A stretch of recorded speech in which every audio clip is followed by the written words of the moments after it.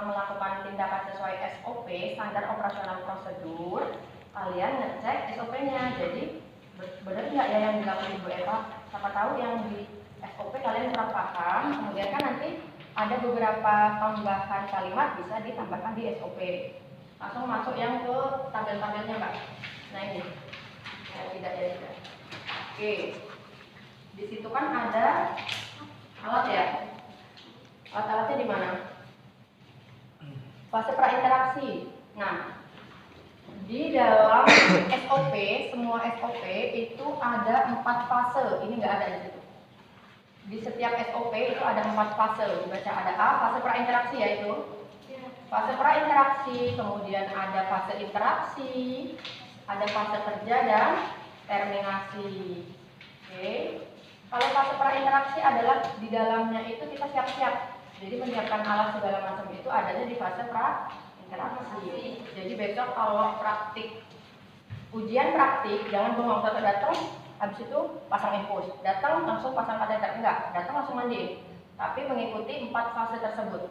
Siapin alat disesuaikan, ya, itu bisa masuk di prainteraksi.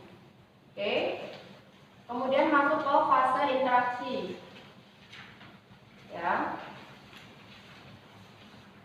Fase interaksi apa aja?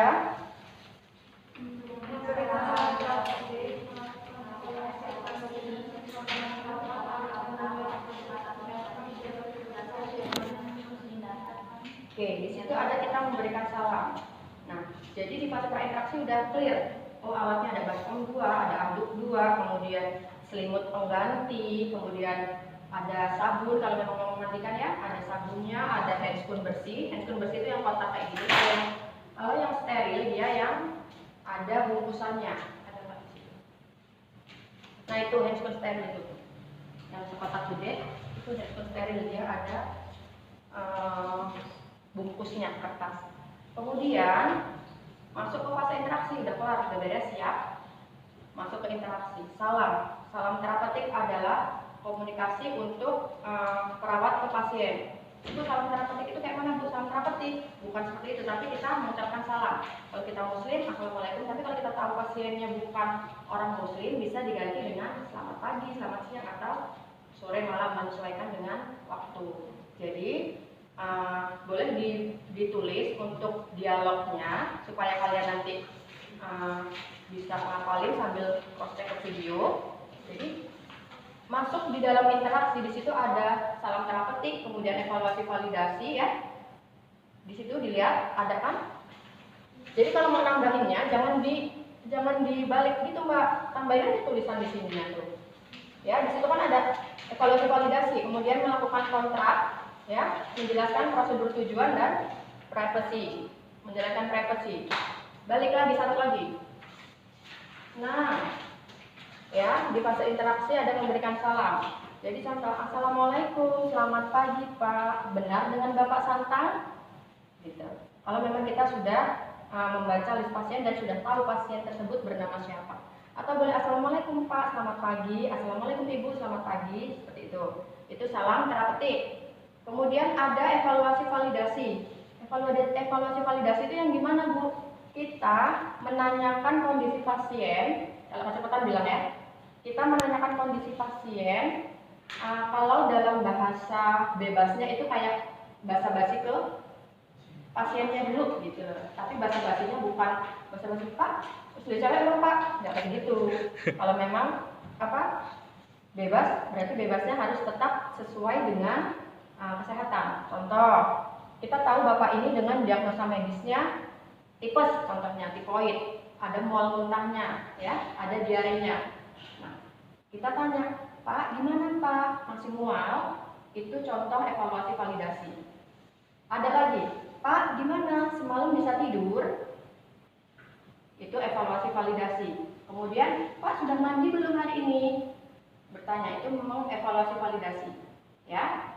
Jadi kita menanyakan kondisi dari pasien, ya, tidak harus nanti giliran ketemu pasiennya stroke ditanyain, Pak udah mandi belum? Mana lah orang stroke jalan aja nggak bisa mau mandi ke kamar mandi gitu ya. Jadi menyesuaikan, Pak bisa istirahat. Itu masuk ke evaluasi validasi. Kemudian selanjutnya ada kontrak. Ya, di bawahnya itu ada kontrak, di mana di dalam kontrak itu ada kita menjelaskan waktu, kemudian topik ya, tema, dan tempat. Jadi gini, gimana Pak? Tadi malam bisa tidur? Bapaknya bilang, nggak bisa sus, gerak. Kemudian kita melakukan selanjutnya itu kontrak. Baik Pak, saya, Suster Eva, di sini mau melakukan tindakan memandikan, tapi dilap-lap ya Pak, dilap-lap di atas kasur, di bed. Topiknya adalah kita mau memandikan. Gitu. Kemudian tempatnya di mana? Tempatnya di sini, di ruangan, bukan bapaknya dibawa ke kamar mandi. Gitu. Tempatnya di sini saja ya Pak, apa Bapak bersedia? Bersedia. Nah Pak, memandikan ini tujuannya adalah supaya badan Bapak lebih bersih. Kan udah 2 hari ini nggak mandi ya Pak. Jadi nanti dielap sama saya, bisa dibantu sama keluarganya, supaya badannya bersih, ganti baju, dan nanti bisa lebih fresh. Kalau Bapak fresh, perasaan ingin sembuhnya pasti akan bertambah. Itu bisa kalian explore ya. Kalau udah jadi perawat, sudah masuk sekolah perawat, yang tadinya nggak berani ngomong, harus bisa ngomong, berani ngomong. Bukan ngomong asal jeplak, asal ngomong tapi tidak ada teorinya gitu ya, tidak ada ilmunya. Contoh cuma ngobrol aja sama bapaknya basa-basi, ngomongin ayam, ngomongin apa, itu kan bukan orang berpendidikan gitu maksudnya. Kita orang kesehatan, apalagi posisinya memang ada di rumah sakit, kita boleh dalam tindakan nanti kita boleh lanjut ngobrol ya, tapi tetap dalam batas kita perawat, kemudian dia pasien. Contoh nih, mau ngobrol kemana-mana boleh, maksud saya jadi Pak Bapak rumahnya di mana, masih dalam batas kayak anamnesa itu kita menanyakan kondisi pasiennya. Nah, satu lagi Ibu ingetin, kalau nanti di semester 2 kita belajar KDK, kan kita masih teori-teori ya. Nanti di semester 2 kita belajar asuhan keperawatan, di mana asuhan keperawatan itu kan holistic care. Ya, Ibu selalu bilang ya, holistic care, bio, psiko, sosial, spiritual. Jadi kita tidak hanya merawat fisiknya aja. Contoh, bapaknya sakit patah tulang, selesai sembuh patah tulang selesai, enggak.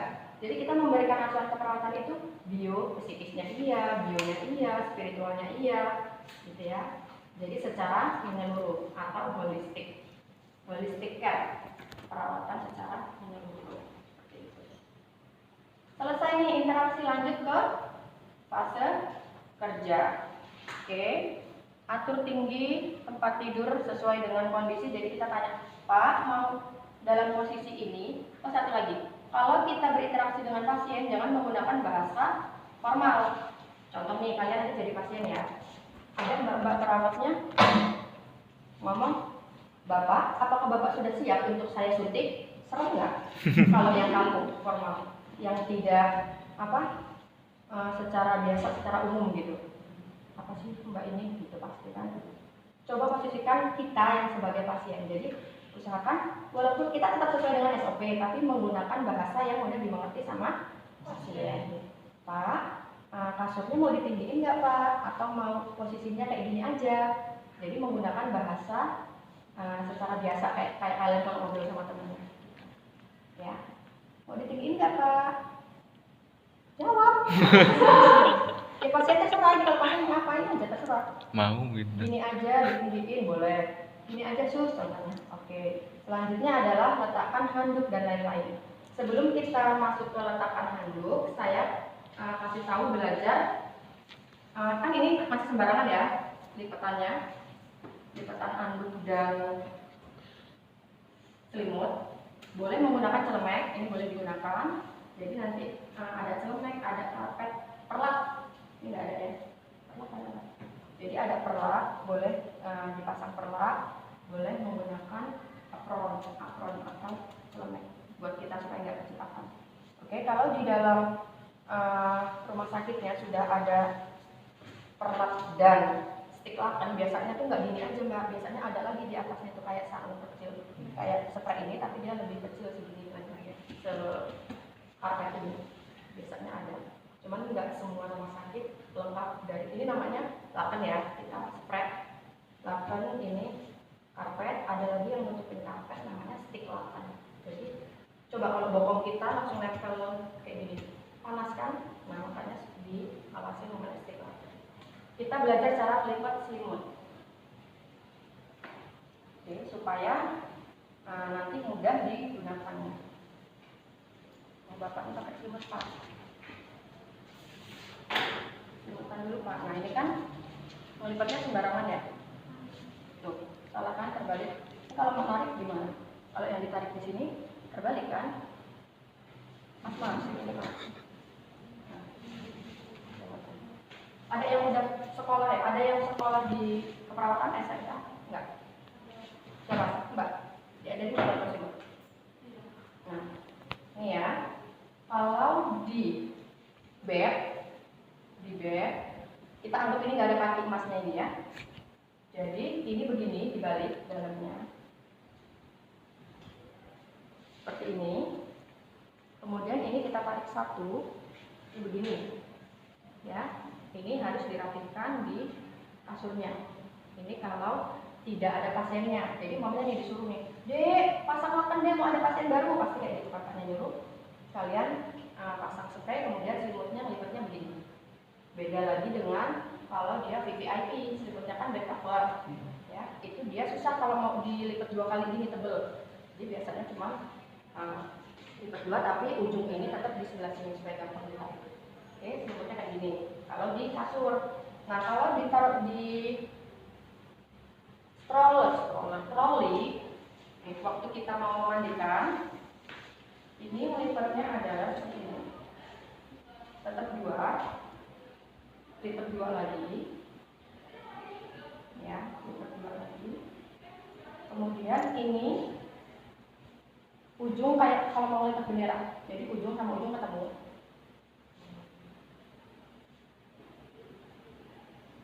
Ujung sama ujung ketemu, kemudian dilipat lagi, dikecilkan.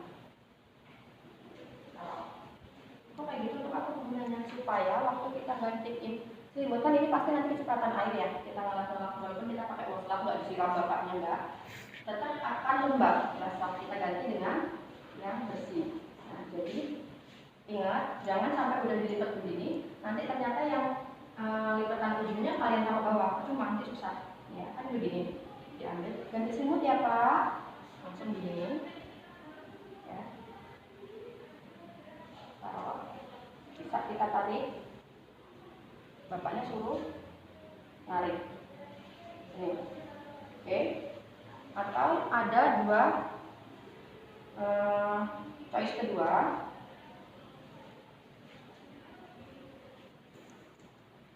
Sudah begini, kita lipat 1 kali lagi, tapi hanya 1 yang dilipat. Ya, sama ujung ketemu ujung.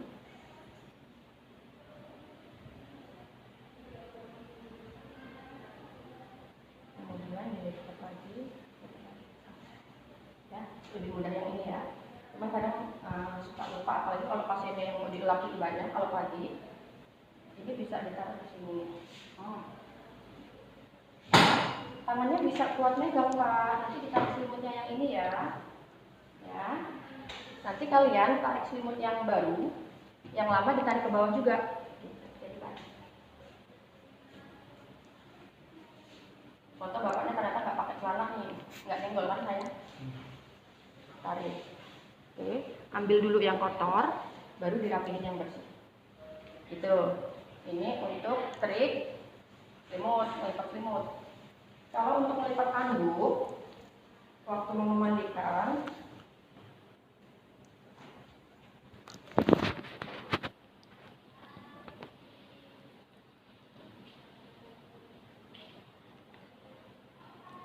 itu digulung. Ya, jadi nanti waktu mau ujian praktik, ini sebenarnya hanya trik saat kalian ujian praktik supaya cepat. Kan nggak mungkin kalau lipatannya masih yang kayak tadi, susah ya mau jebreng-jebreng di mukanya pasien kan. Kalau ibu ngomongnya kecepatan, aduh nggak habis. Dikat ya. Kemudian untuk anduk, ini ada anduk besar sama anduk kecil. Teknik lipatnya sama. Kenapa kok ada anduk kecil anduk besar? Anduk besar nanti untuk mulai dari dada, tangan sama kaki. Kalau memang ternyata pasiennya kan kecil ini ya, nggak bisa besar, bisa pakai anduk kecil di tangannya juga. Jadi ngelipatnya begini setengah, ya. Kemudian digulung sampai ujung, seperti ini. Yang gede juga gitu. Ya. Untuk apa sih Bu? Nanti kalian akan merasa mudah kalau sudah mulai tindakan. Sama. Nggak ujung ketemu ujung ya, masih ada yang disisain. Kemudian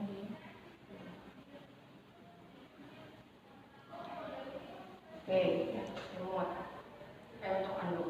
Kemudian SOP selanjutnya adalah kita meletakkan handuk di dada ya. Jadi anduk kecil ini ditaruh.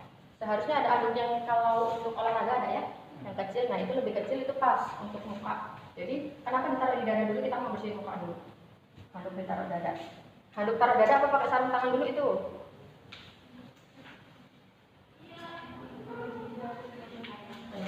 Pak, agak diangkat ya Pak. Kita kalau memberikan tindakan apapun itu, tidak hanya personal hygiene, kita komunikasi. Jangan tahu-tahu bapaknya digelar anduk, tahu-tahu anduknya dimasukin di baju bapaknya gitu ya. Jadi Pak, permisi, agak diangkat ya lehernya gitu. Selanjutnya kita menggunakan handscoon bersih.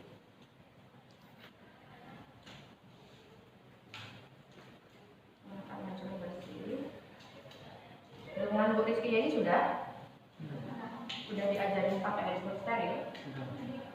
Nah, ini beda dengan handphone bersih, kita bebas ya. Megang. Oke. Selanjutnya kita tanya apa lagi tuh?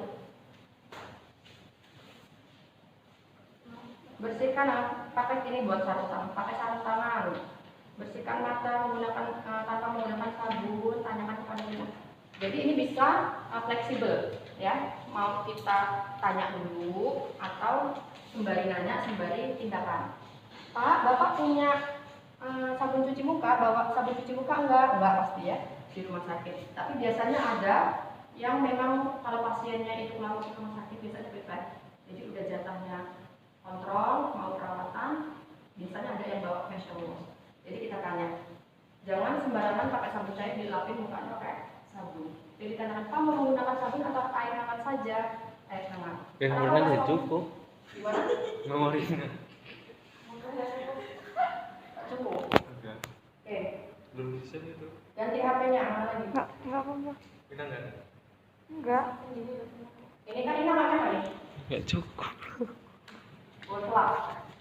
Boslapnya ada 2. Jadi untuk ganti kalau kotor. Baskomnya ada 2, semuanya diisi air hangat ya. Jadi kalau di rumah sakit biasanya ada dia yang bahannya seperti yang besi tapi bolong-bolong gitu. Kamu lihat nggak? Atau ke salon? Perawatan wajah? Jadi ini ada 2 ya. Yang satu kita kotorin dulu, yang ini bisa buat bilas. Nanti kalau ternyata ini udah kotor bisa ambil air lagi. Jadi fleksibel, kenapa harus 2? Karena untuk bilas kalau cuma 1, masa iya habis bersih pakai air yang ini, kasih sabunnya di sini, bersihin lagi pakai air yang kotor ya kan? Kemudian triknya adalah biasanya mahasiswa nih, ini washcloth dimasukin ke tangan dulu, baru dicemplungin ke air. Habis itu merasnya gini, kering nggak? Masih atas nggak? Ya kan, logikanya. Beda dengan kalau kita memasukkan dulu washclothnya ke air hangat, kemudian kita peres, baru kita pakai. Jadi nggak atas. Coba kalian logikanya merasnya kayak gini, kalian jadi pasien mau dilapin mukanya, pasti atas ngalir. Ya, jadi sudah kita peres, dibersihkan. Di situ tertulis dari kantus dalam itu yang dekat hidung keluar, ya, cepat. Jadi setiap melakukan tindakan itu dari yang terjauh dulu, namanya distal. Tulis dari yang distal dulu, jangan nanti kalau dosennya ngomong distal apa? Distal itu dari yang terjauh, proksimal itu yang dekat. Jadi dilap dulu, misi ya Pak ya, dibersihkan matanya, dari kantus dalam keluar. Jangan menggunakan jempol ini lagi. Nanti kotor, ini udah untuk ngelap mata yang ini, masa iya untuk ngelap mata sebelahnya. Misalkan menggunakan yang telunjuk. Jadi gini. Gitu. Yang sini kan belum kotor kan? Nah, dilapin ke mukanya. Terus yang sini kan belum kena, dilap. Oke. Contoh bapak juga hari nggak mandi kan, mobilnya kotor hitam, dibilasin. Oke, sama boleh diulangi lagi ke wajahnya bapaknya. Setelah itu muka udah selesai, leher